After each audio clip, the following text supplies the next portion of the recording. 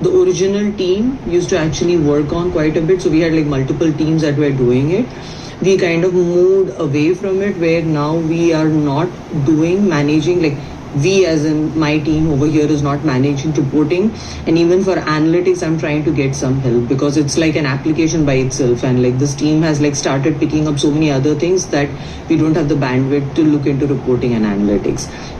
Another term that you will hear me talking about later is data query. So this is application that we manage. Secure share / all the Snowflake stuff that you guys are actually hearing about, or you've started hearing about, it is not exactly shown over here, because that is something that we give access to the customers on the Snowflake side, right? So they get access to it.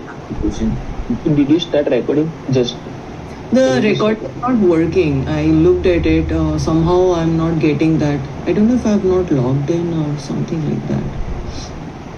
It's not allowing me the recording stuff. It's okay. I can do a few sessions. Like this is just like a first time. But what Arvind is joining? No, we'll do it again. I'm sure we'll have to like. Yeah, just that offline won't work out for him as well, I think. Where was I going? So yeah, there is data query, and we have something like over here administration. I don't know if Peter has enabled. Yeah, if you see here, there is Snowflake Secure Share. If you go in here, the customers can configure things. So I'll get into all this later on. So there is only for Secure Share, there is like some config stuff that you'll see over here, but nothing much. If you go into reporting, yeah, it's the standard stuff. Like customers can generate new reports. Analytics is more of analyzing the data that we have. So yeah, you can ask me what is the difference between reporting and analytics. It's kind of pretty subtle. Right, so I'll not get into details, like things might be all over now that I've started to talk about it, but then slowly we'll try to, I want to bring you guys into the areas that matters to us, right? So still, if you see the dashboard that we are using is ECRA. So our Secure Share, all the Snowflake work, the new work that we'll do with Redshift, BigQuery, a lot of validation monitoring, all those stuff we are still managing in this ECRA dashboard. But if you'll technically see, we are not working on the analytics or the reporting type. So this is kind of little out of date. Secure Share is a term, this is more specific to Snowflake. So in Snowflake, I'll get into Snowflake a lot more. Basically, we are moving the customer's data into our Snowflake account, and then there is a concept of securely sharing it, Secure Share within Snowflake, where if the customer has a Snowflake account as well, we can share the information that we have in our Snowflake with their Snowflake account. So I'll get into this more in depth, but that's a concept more specific to Snowflake. So you're going to hear this Secure Share quite a bit. Data query / OWL is a functionality that was provided to customers, which is over here. If you'll see platform data query, what customers can do is they can come and write here a bunch of queries and extract data. So this is a system that gives us a lot of headache to say the least. Like just yesterday, I think Utsav and I, we were working till 12:30 night on this. This is kind of, they can come and write ANSI SQL, right? They can come and write any kind of query, which can be like customers write like stories literally. It's like 300, 400, 500 lines SQL over here, which can kind of misuse our system. So it puts a lot of load on the database, or it can be bad queries which mess our system. One important thing to note over here is for data query, we use an open source project called Trino. This was originally created by Facebook. At that time, it was called Presto, and then it got it's now open source now, and it's called Trino as of now. It's a query analyzer system. So yeah, like what they write over here is business object related queries. What you will see inside, I'll get into that. You'll understand some concepts as we move along. Few things that you can check out is Knowledge Center. Lot of Zora information is publicly available in the Knowledge Center.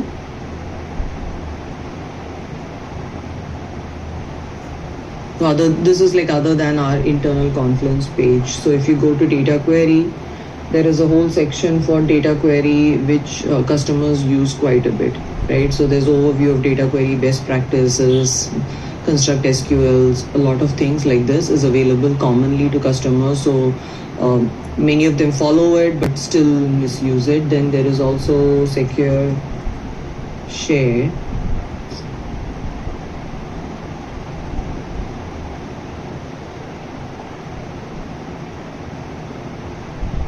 So secure share is there. Now maybe I will talk a little bit about just this business object, so that because that concept you will need to know in general. Where was that link to? Is that under business objects or something? Let's see. Okay. So to be honest, like none of us over here are pro in like the Zora object, like the domain model, the billing domain model, right? We don't understand all the intricacies of what is involved in the billing platform as such. So in Zora, it has like 3 products as of now. It has got the billing product, it has got the revenue product, and it has got the collect product. So there are different teams that manage those applications. So like what I showed you here, I logged in into the billing application. Similarly, you can log into the revenue application and the collect applications. So as I didn't even go into any of these things because we don't muck around with those things. There are other teams that manage all that. Since we are the platform team, we are just providing interfaces through which the customers and our internal, what we call customer zero. Customer zero is these other teams, right? So we provide support or like tools for our customer zero, which is like the billing teams, the revenue teams, or the collect teams, and also for our end customers. But we don't get involved in the actual billing applications as such. But it is important to start understanding more and more of it. So we are putting an attempt to understand that. But at a high level, if you think about it, the billing application, it comprises of multiple things, right? So there are orders and subscriptions that are involved for a billing app. There is product catalog. There is billing and payment. So all these different pieces, like finance pieces sitting over here. So if you see, like as you get involved in even the secure share or the Snowflake piece, you're going to hear us talking a lot about these objects. So there is order object, there is product object, there is account object, things like that, right? But if you will see in the database, you're not going to find, like, so if you go to the billing database, you're not going to find something like an account object as is. There is no table which will say that there is a table called account. An account object is comprised of joining multiple tables.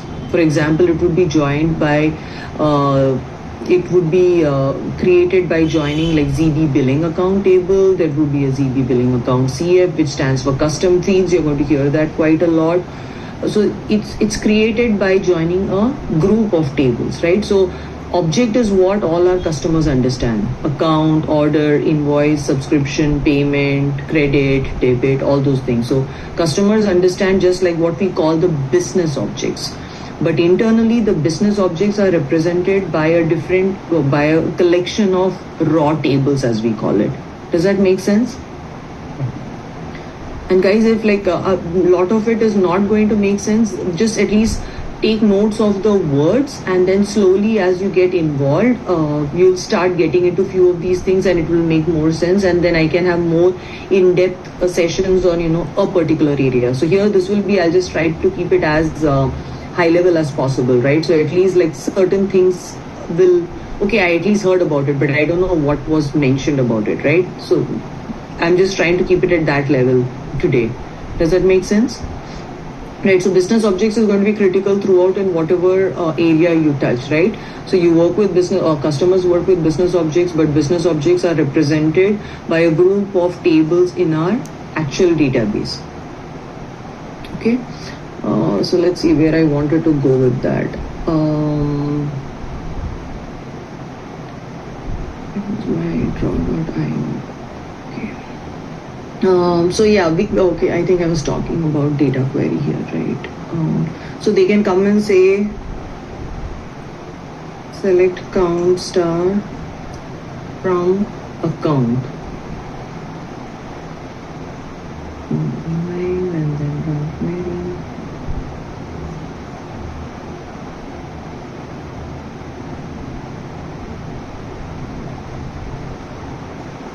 It's processing. Staging is also busted out.